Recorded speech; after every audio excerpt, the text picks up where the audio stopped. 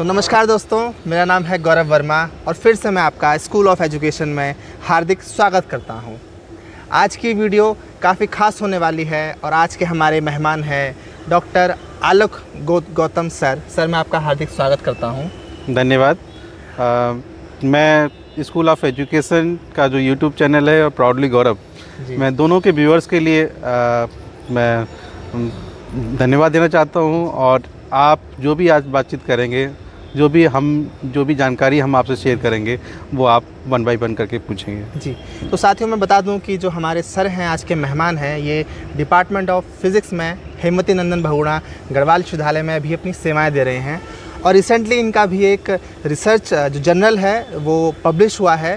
तो सर, सबसे पहले आपको बधाई। धन्यवाद। और साथियों, जो सर का ये जर्नल जो पब्लिश हुआ है, ये इंटरनेशनल जो रिपोर्टेड जर्नल है स्प्रिंजर में हुआ है। तो सर, इस रिसर्च के बारे में सर थोड़ा सा जानकारी दीजिए हमें। हाँ, देखिए, मैं फिर से वही बात कहना चाह रहा हूँ कि स्कूल ऑफ एजुकेशन और प्राउडली गौरव लगातार जो भी विश्वविद्यालय में शैक्षणिक और सांस्कृतिक गतिविधियाँ हैं, आप लगातार यूट्यूब चैनल के माध्यम से जो है लोगों को पहुंचा रहे हैं। और आप सभी बधाई के पात्र हैं। सभी व्यूअर्स जो भी स्कूल ऑफ एजुकेशन के और प्राउडली गौरव के हैं, मैं उनको नमस्कार करता हूं। और जैसा कि आपने कहा है कि जो शोध पत्र अभी स्प्रिंजर में बहुत हाईली रिपोर्टेड जर्नल है, उसमें ये मतलब पब्लिश हुआ है। और इस जर्नल का जो पेपर का जो सार है वो ये है कि हम लोग के गढ़वाल वैली श्रीनगर में रहते हैं। और ये अगर आप देखेंगे हरिद्वार और ऋषिकेश, देवप्रयाग, फिर श्रीनगर, और श्रीनगर से आगे भी हमारा जो है बद्रीनाथ तक, मतलब पूरा शहर, बहुत सारे शहर हैं। तो श्रीनगर वैली, एक गढ़वाल वैली जो है, यहाँ पर चूँकि एजुकेशन हब है, तो ऑब्वियसली शोध कार्य लगातार होते रहते हैं। और एक अपने आप में एक बड़ा अद्भुत एक एक्सपेरिमेंट हमने यहाँ पर किया, जिसमें सल्फर डाइऑक्साइड, जो कि एक लो वोलेटाइल गैस होती है, और वो एटमॉस्फेयर में उसके बनने के कारण सल्फ़र और ऑक्सीजन दोनों के जो मिश्रण से बनती है। तो उसमें सल्फर डाइऑक्साइड का जो कंसंट्रेशन, जिसे हम कहते हैं हिंदी में सांद्रण, वो कितना रहता है, और उसका हमने जो है कंटिन्यूस मेजरमेंट किया। ये science and engineering research board, department of science and technology, government of India का ये फंडेड प्रोजेक्ट है। और जो atmospheric physics laboratory Chauras campus Garhwal university में, ये लगातार हम इस इंस्ट्रूमेंट को चला रहे हैं, इस प्रोजेक्ट को हम रन कर रहे हैं। इसमें एक इंस्ट्रूमेंट है सेरेनस इकोटेक का सल्फर डाइऑक्साइड एनालाइजर। उससे हमने 2019 ऑनवर्ड्स हम इसका लगातार जो है सल्फर डाइऑक्साइड का मेजरमेंट ले रहे हैं। और इसमें हमने जो फाइंडिंग्स हैं वो हमने इस पेपर में प्रेजेंट किए हैं। जी सर। तो सर, जैसा आपने बात बताया कि हिमालयन रेंज के बारे में आपने रिसर्च किया, तो सर यहाँ की अभी फ़िलहाल में एयर क्वालिटी कैसी है? देखिए, चूँकि क्या है कि हम लोग अगर शोध पत्रों की बात करें, क्योंकि जब भी कोई भी पॉलिसी बनती है तो शोध पत्रों से बनती है। हाँ, जो पॉलिसी मेकर्स हैं, जो ब्यूरोक्रेट्स हैं, वो भी शोध पत्रों का या साइंटिस्ट का जो विचार हैं उनके वो उसके हिसाब से वो नीति का निर्धारण करते हैं। जी सर। इसमें एक समझने वाली बात ये कि गढ़वाल में अगर आप देखेंगे तो जो रिसर्च है हमारा, नैनीताल का जो एरीज इंस्टीट्यूट जो है हमारा, एक वो फोकस्ड है। और दून यूनिवर्सिटी का एनवायरमेंटल साइंस डिपार्टमेंट, कुछ डिपार्टमेंट्स जो है वो हमारे जो है यहाँ पर देहरादून में। लेकिन हाई एल्टीट्यूड में जो है अभी भी बहुत बड़ा लेकुना है, जहाँ पर ये इस टाइप की रिसर्च जो है वो नहीं है। एयर क्वालिटी इंडेक्स, जो कि एक हमारा वायु की गुणवत्ता का एक मानक है, AQI अगर ज़्यादा हुआ, 0 से 50 हुआ तो बहुत अच्छा, एक्सीलेंट होता है। फिर 50 से 100 हुआ तो मॉडरेट, फिर 100 से 200, और फिर अगर आपकी 450 से ज़्यादा की वैल्यू चली जाती है तो हम कहते हैं कि वायु की गुणवत्ता जो है बहुत ज़्यादा ख़राब है। अब इसमें हमने गढ़वाल वैली में, चूँकि जो कुछ ऑब्जर्वेशन जो हम ले रहे हैं, सल्फर डाइऑक्साइड, ओजोन, अमोनिया, कुछ जो पैरामीटर्स हैं, इनका अगर हमें कंटिन्यूस मेजरमेंट्स मिले तो हम इस एरिया की एयर क्वालिटी इंडेक्स को बता सकते हैं। यहाँ पर हमारे पास केवल एक पैरामीटर सल्फर डाइऑक्साइड है। अभी बाकी जो पैरामीटर 2 हैं उनकी हम कोशिश कर रहे हैं, ताकि हमें एक एक्यूरेसी पता चले इस एरिया की क्या है। लेकिन जो सेटेलाइट ऑब्जर्वेशंस यहाँ मिलते हैं, उनके आधार पर हम अभी कुछ जो दिनों में, जैसे मार्च, अप्रैल, मई, 3 महीने जो ऐसे होते हैं, यहाँ पर एयर क्वालिटी इंडेक्स जो है वो काफ़ी वर्स्ट हो जाता है। ये हम कहें जो मेट्रो सिटी इक्विवेलेंट हो जाता है, जो कि ये गढ़वाल वैली के लिए, जो कहा जाता है कि बहुत ही क्लीन एनवायरनमेंट है, प्रिस्टाइन एनवायरनमेंट है ये। तो इस एनवायरनमेंट में इस तरीके का जो इंजेक्शन है एटमॉस्फेयर में, जो हैवी मेटल्स हैं, एटमॉस्फेयर पॉल्यूटेंट्स हैं, जो वातावरण के लिए और स्वास्थ्य के लिए भी जो है और नकारात्मक प्रभाव डालते हैं। सर जैसा भी आपने कहा कि जो कुछ समय होता है, मैं ऐसा कह सकते हैं कि जो टूरिज़्म का समय होता है उस वक्त जो यहाँ का जो पॉल्यूशन है काफ़ी ज़्यादा रहता है। तो सर ऐसा क्या किया जाए कि टूरिज़्म को और जो इन्वायरमेंट है उसको बैलेंस बनाया जाए? देखिए, ये बात एकदम सही है कि हमको विकास के साथ अपना जो सामंजस्य है वो भी बना के रखना है। और इसमें अगर आप देखेंगे कि मार्च अप्रैल मई जो प्री मानसून सीज़न होते हैं वो हॉटेस्ट मंथ गढ़वाल वैली के माने जाते हैं। जी सर। अगर आप देखेंगे पौड़ी और खिरसू का टेम्परेचर श्रीनगर से जो है बहुत लोअर रहता है। श्रीनगर की जो टेम्परेचर है वो ऑलमोस्ट प्लेन्स के जो सिटीज़ होते हैं उस तरीके से रहता है। तो एक तो यहाँ की जो टोपोग्राफी एक वैली का होने के कारण अगर आप कीर्तिनगर से कोई पॉल्यूशन इंटर करता है तो वो जो है स्वीट तक वो जो है पॉल्यूशन वहीं के वहीं वो घूमता रहता है। तो कहने का मतलब ये हुआ कि इस तरीके से जितने भी एटमॉस्फेयर पॉल्यूटेंट्स हैं उन्हीं की मॉनिटरिंग जो है प्रॉपर बहुत ज़रूरी है। और इसमें अपने जो क्वेश्चन मतलब एक बार रिपीट करेंगे। सर मैंने कहा कि जैसे जो हमारा टूरिज़्म है वो भी उत्तराखंड में लगातार एक जो रेवेन्यू है वो टूरिज़्म है, और वहीं जब हम एयर क्वालिटी की बात करते हैं तो कहीं ना कहीं टूरिज़्म जो है एयर क्वालिटी को अफेक्ट कर रहा है। तो हाँ। कैसे इसको बचाया जाए, कैसे हाँ। किया जाए? एक्चुअली क्या है कि हम लोग जब भी बात करते हैं एयर क्वालिटी की, एटमॉस्फेयर में बहुत सारे एक प्रोसेस है कि पॉल्यूशन का बढ़ने का जो है ना। तो एक तो ये कि प्री मानसून सीजन मार्च अप्रैल मई के जो महीने होते हैं हॉटेस्ट मंथ इसलिए होते हैं क्योंकि फॉरेस्ट फायर चारों तरफ होता है, ठीक है। साथ ही हमारी चारधाम यात्रा का जो है वो इनिशियल फेज़ होता है, और चारधाम यात्रा इनिशियल फेज़ में जो है वो बहुत अपने हैवी व्हीकल जो है जितने लगातार पॉल्यूशन जो है जो व्हीकल एमिशन बहुत ज़्यादा होता है। और इसमें अगर आप देखेंगे कि एक मैंने कई बार इस बात को रिपोर्ट भी किया है कि पॉल्यूशन व्हीकल से होता ही होता है, और चूंकि एक श्रद्धा से जुड़ा हुआ मामला है इसलिए हम इसको और तरीके से बताना चाहते हैं कि जो भी हरिद्वार ऋषिकेश अगर हम अदर स्टेट में जाते हैं तो वहाँ पर क्या होता है कि जो भी टूरिस्ट जाता है वो वहाँ पर अपनी गाड़ी को ड्रॉप करता है, तो वहाँ की जो लोकल गाड़ियों को जो हायर करता है, क्योंकि लोकल गाड़ियाँ क्या होती हैं उनको जो है उनकी एक तो मेंटेनेंस और फिर वो जो है प्रॉपर तरीके से जो है वो लोग ऑपरेट करते हैं पहाड़ों पे, उनको पता रहता है कि किस तरीके की गाड़ी होती है। टूरिस्ट सीजन में क्या होता है कि गाड़ियाँ पुरानी कैसी भी सही वो अंधाधुंध को चलती जा रही हैं, उनको एक बिजनेस पॉइंट ऑफ व्यू से वो जो है हिमालय की तरफ आते हैं। ये तो एक बहुत बड़ा ये हुआ कि हमको मॉनिटरिंग जो है ये बहुत, जैसे पॉल्यूशन का मॉनिटरिंग होता है, शायद ही जो है बहुत ज़्यादा कोई इस बात पे इत्तेफाक रखता होगा कि हरिद्वार ऋषिकेश से जो है कोई गाड़ी चली तो उसका पॉल्यूशन लेवल क्या होगा जो है। लेकिन हम लोग जो है कोशिश करते हैं कि इस तरीके के जो एविडेंसेस हम सोसाइटी के सामने लेके आते हैं कि सल्फर डाइऑक्साइड का एक एग्जाम्पल हमने आपको बता दिया पेपर के माध्यम से। साथ ही ऑब्वियस है कि टूरिस्ट जैसा है वैसे चले, लेकिन एक मॉनिटरिंग की बहुत बड़ी आवश्यकता है। हम पहाड़ों पे रह रहे हैं या पहाड़ के हिमालय में बहुत जो है बहुत ही नाजुक तंत्र है इनका जो है, और इसमें जो रेलवे के प्रोजेक्ट लगातार आ रहे हैं, डैम के प्रोजेक्ट लगातार चल ही रहे हैं, तो एक ऑलरेडी स्थिति वैसी अच्छी नहीं है। और इस केस में जो व्हीकल का जो एमिशन है अगर हम कंट्रोल नहीं करेंगे तो दिन पे दिन हालात बदतर होंगे, और बदतर होने से स्वाभाविक है जो यहाँ का जो एनवायरनमेंट है, इकोसिस्टम है, बायोडाइवर्सिटी है, उस पर एक बड़ा नेगेटिव इम्पैक्ट पड़ेगा। Yes sir. सर जब मैं आपका जर्नल पढ़ रहा था, जब मैं देख रहा था तो उसमें सर आपने वीकेंड और वीकडेज का एनालाइज किया हुआ है, तो सर उस वक्त सल्फर डाइऑक्साइड की सर क्या स्थिति रहती है?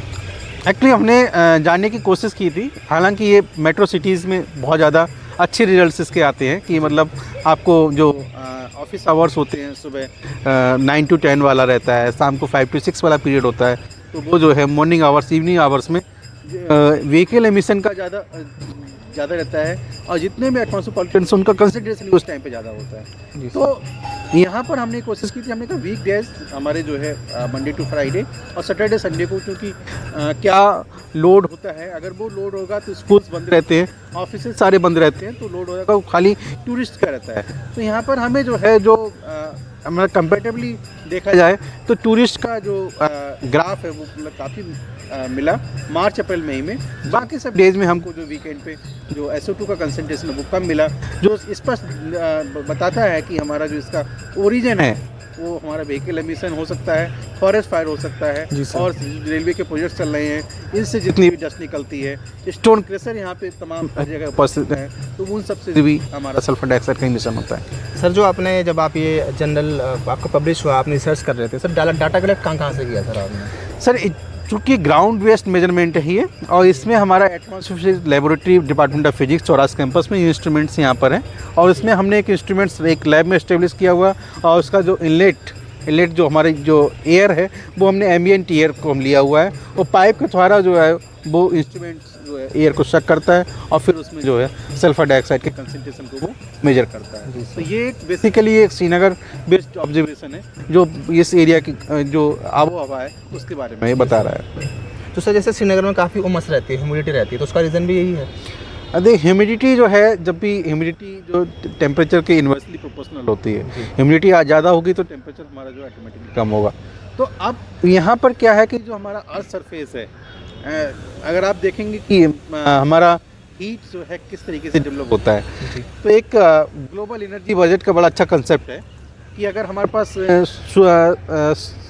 सूर्य से जो है 100 यूनिट की अगर बिजली आती है तो 50% वो एब्जॉर्ब हो जाती है, अर्थ सरफेस पे हो जाता है, ठीक है। उसके बाद में क्या होता है कि बाकी जो 50% है उसमें से 14% वो रिफ्लेक्ट हो जाता है, 30% वो क्लाउड्स के द्वारा, एयर्स के द्वारा जो है वो भी फिर रिफ्लेक्ट होता है, और ए फिर latent heat, sensible heat flux, कुछ इस तरीके से जो है अलग अलग पैरामीटर्स में जो है हीट का रिफ्लेक्शन होता है from earth surface to the space. जी सर। ये इक्विवेलेंट पोजीशन होती है, लेकिन 50% से ज़्यादा अगर सोलर रेडिएशन की हीट अर्थ ने एब्जॉर्ब कर लिया जी, तो ऑब्वियस है वो हीट जो है सरफेस जो है वो ज़्यादा हो जाएगा, और हीट वो धीरे धीरे वो जो है ऊपर को बढ़ेगा।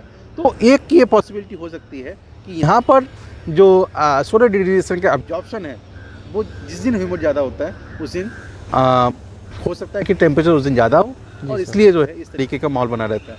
दूसरा टोपोग्राफी जो सबसे बड़ा एग्जांपल हमने बताया, यहाँ की क्योंकि पहाड़ों से घिरा हुआ पूरा एरिया है ये, और एयर मास जो भी यहाँ पे आता है वो ट्रैप होकर रह जाता है, वो वहीं घूमता रहता है, और इसको कहीं पास होने का कहीं पे मौका नहीं मिलता है।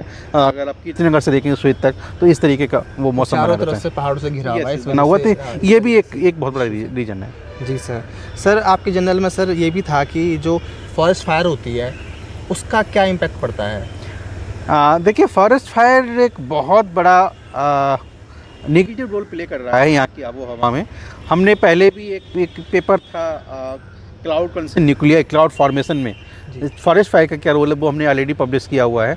और दूसरा हमारा एक ये भी इसमें था कि फायर एक्टिविटी डेज और नॉन फायर एक्टिविटी डेज में हमने दोनों में कंपेयर किया कि क्या कोई SO2 का कंसंट्रेशन कुछ किस तरीके से बढ़ता है।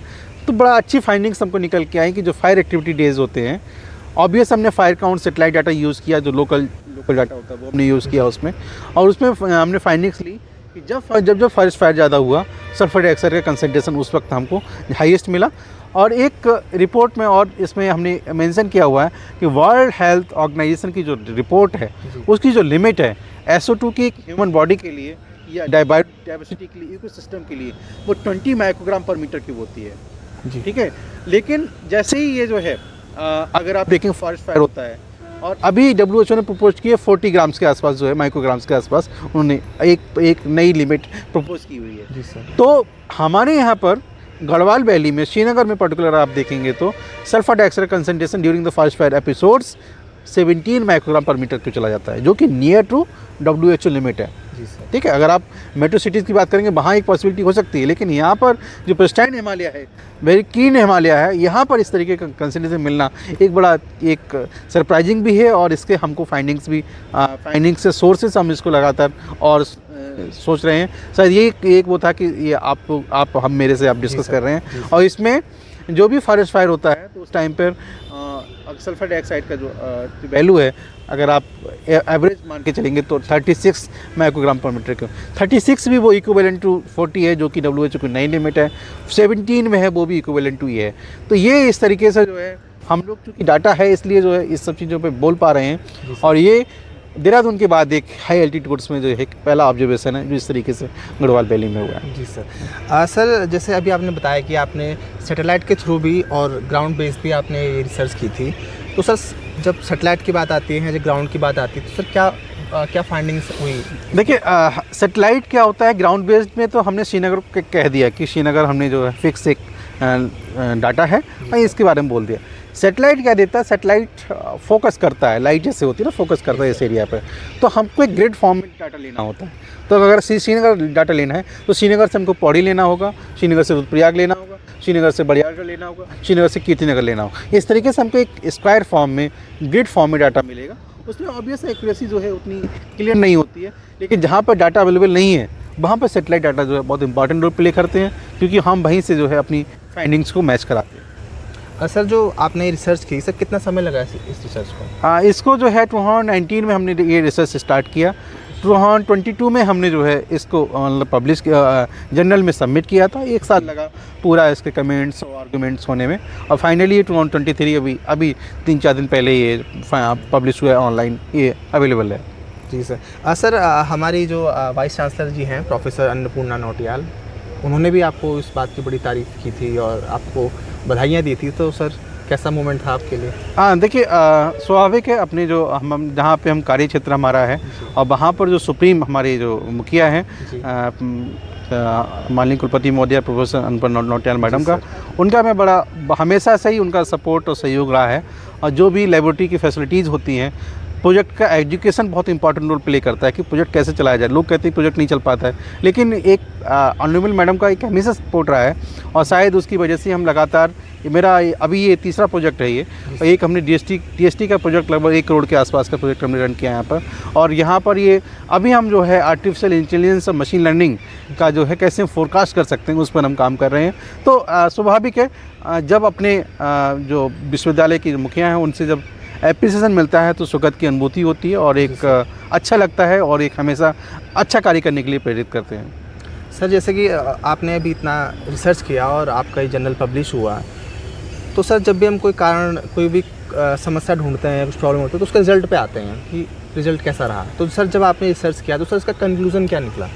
कंक्लूजन एक्चुअली जब हम लोग कर रहे थे तो सल्फर डाइऑक्साइड का चूँकि इस तरीके का ऑब्जर्वेशन नहीं था हमारे पास, और एरीज़ का कुछ डाटा हमको मिला था, एरी नैनीताल का जो डाटा है।